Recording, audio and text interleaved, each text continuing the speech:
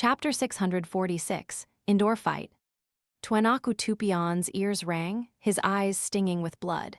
His mind burned, his thoughts scattering like sparks. For an agonizing moment, he couldn't process his situation, couldn't even think about the enemy closing in. Blood, smelling strangely metallic, trickled from his eyes and nose. His pale skin darkened ominously. Huh? Lumion spat a blast of pale yellow light, hitting the suspected Hisoka from barely 2 meters away. Tuanaku's eyes slammed shut and he collapsed. Before he hit the ground, Lumion's symphony of hatred, a black bone flute, jabbed towards his neck. Instantly, the tiled bathroom floor dissolved into a vast, muddy expanse of darkness. Arms burst upward. Some were stripped of skin, all raw muscle and glistening tendon. Others twisted and ghostly, pale and transparent. Some bore bulging eyes that spun madly, others sprouted thick green growths. The grotesque limbs tore at Lumion and Tuanaku, clawing and dragging. This was Tuanaku's spell, a death-type enchantment once called Vengeful Wraith's Entanglement, meant to summon an undead horde to paralyze his targets. But as a mid-sequence beyonder of the Devil Pathway, his power twisted the spell into something new, the Fallen Abyss. He could alter a space in advance, allowing undead or fallen creatures to lurk beneath the surface. Anyone unfortunate enough to step inside would be grabbed by unseen arms and dragged into the muddy, pitch-black depths. The abyss would slow and weaken its victims, the icy touch of the undead stealing their strength with agonizing speed. If they were pulled all the way under, they'd be corrupted and lost. Tuanaku had cast this spell in the bathroom before attacking Kolobo. He hadn't wanted any nosy employees or customers to stumble on the scene, but it turned out to be a lucky break. That's why he'd appeared in the mirror instead of right inside Kolobo's eyes. Lumion's attack with the Symphony of Hatred came to an abrupt halt. Countless arms wrapped around his ankles, calves, hips, and torso. A wave of icy stiffness washed over him, his movements turning sluggish. It was the same for Tuanaku. With the Wraith and Desire Apostle unconscious, the fallen abyss slipped from his control, leaving him vulnerable. His limp body was seized by the strange arms and dragged to the ground. Nearby, Kolobo, badly injured and out for the count, was pulled into the muddy, pitch-black depths of the illusory abyss. A burst of crimson flames exploded from Lumion's body, surrounding him like a blazing cloak. The flames roared, scorching most of the arms into retreat. Still, some remained unaffected, their grip relentless. A creeping coldness numbed Lumion's body, but he regained a sliver of his former agility.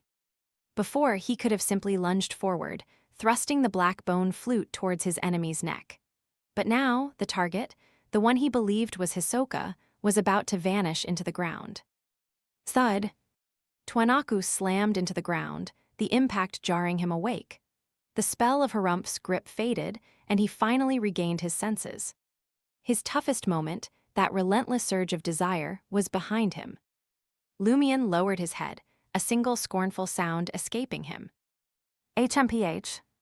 Twin beams of white light shot out while Lumion retracted his hands, fingers slipping back into his traveler's bag.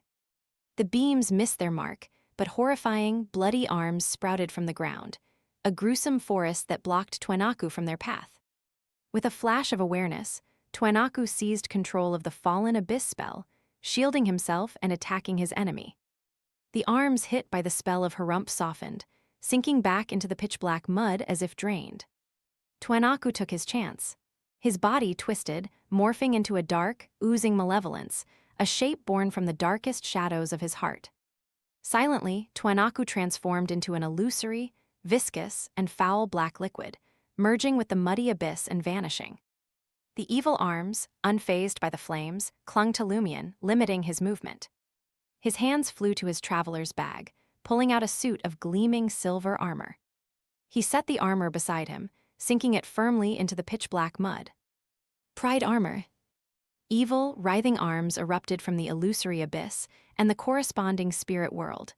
Guided by the spell, they lunged for the Pride armor, seizing its ankles, legs, torso, and back. The Pride armor struck back, a broadsword of pure light flashing in its hand. Blinding, holy light flooded the washroom. The shadowy arms recoiled with hisses of black smoke, retreating into the depths. The pitch-black mud dissolved, revealing the bathroom's stone tiles. Kolobo, who'd been on the brink of sinking into the abyss, lay unconscious on the floor. Just meters away, near the washroom door, a figure of viscous black liquid prepared to flee. Now free, Twanaku came to a swift decision. He wouldn't waste time trying to possess Lumion Lee. Instead, he'd abandon the Matani import and export shop and Port Pylos. It was a trap. He had to escape before it closed around him. Staying to fight back was foolish. He couldn't risk lingering just to satisfy his rage and murderous desire. That would be far too dangerous. Twanaku was glad he'd chosen to give Lumion Lee those two gifts. He'd even divided his favorite mystical items to do it. The patrol team should be in chaos by now, focused on a false target. The distraction would give him his chance to escape. Before, Twanaku hadn't been focused on killing Camus. His priority was taking out Kolobo and escaping. If everything went smoothly, there shouldn't be problems for either side. Any chaos caused by Camus's death would be a bonus. Distracting the enemy by having the other passing off as the real deal. He'd sent that extra gift as a precaution, not some bloodthirsty urge. In Camus's office, nestled inside the patrol team's beige four story building, a poker card shimmered with metallic light as it hurtled towards him. Coffee was the last thing on his mind. He dove behind his desk with a surge of adrenaline, planning to send the table flying back at Sao before blasting him with psychic piercing. The Joker-faced card soared over Camus's head, missing its target. But then, as if it had a mind of its own, the card swerved and plunged down, aiming for Camus's back. It seemed to melt right into him, vanishing in a flash. Sao's grin stretched wider. He strode to the desk, yanking the broadsword from his back.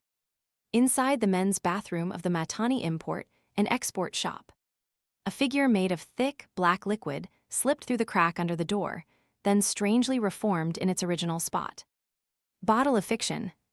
The moment Lumion harbored malice and took out the symphony of hatred from the traveler's bag, Lumion had used this bathroom vent as a base, using the bottle of fiction to set one condition: only females could enter or exit.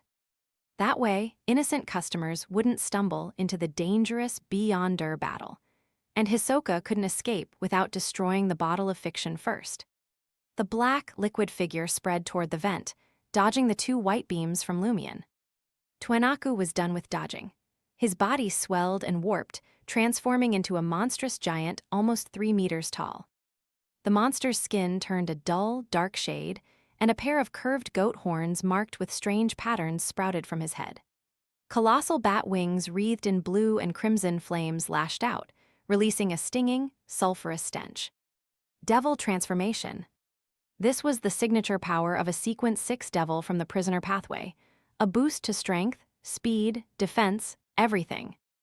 Lumion knew his target, the one he thought was Hisoka, was on high alert, braced to dodge his spell of Harumph. He stopped using it. He decided against the symphony of hatred too. The situation was different. Before, his enemy had been fueled by bloodlust in his murder attempt on Kolobo, a perfect trigger. Now, there was only a cold, emotionless focus, with no guarantee that the symphony of hatred would work. Or that it wouldn't backfire. Lumion wasn't taking that chance. Instead, a crimson spear sparked into existence. From a few meters away, he hurled it at the suspected Hisoka. The second the spear left his hand, Lumion vanished. He couldn't stay put, possession by the Wraith, a mind. Shattering psychic blast from a desire apostle, some twisted desire spell, any of those were a risk.